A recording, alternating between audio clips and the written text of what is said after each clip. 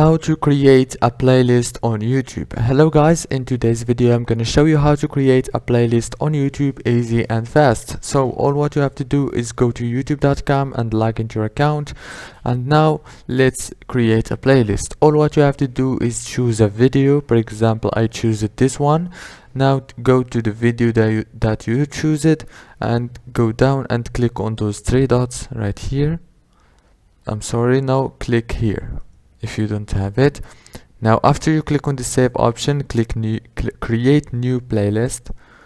Choose the playlist name. For example, I'm gonna name it night, and choose the privacy of the playlist if you want it public or private, and then click create and add the video to it, and the video is saved.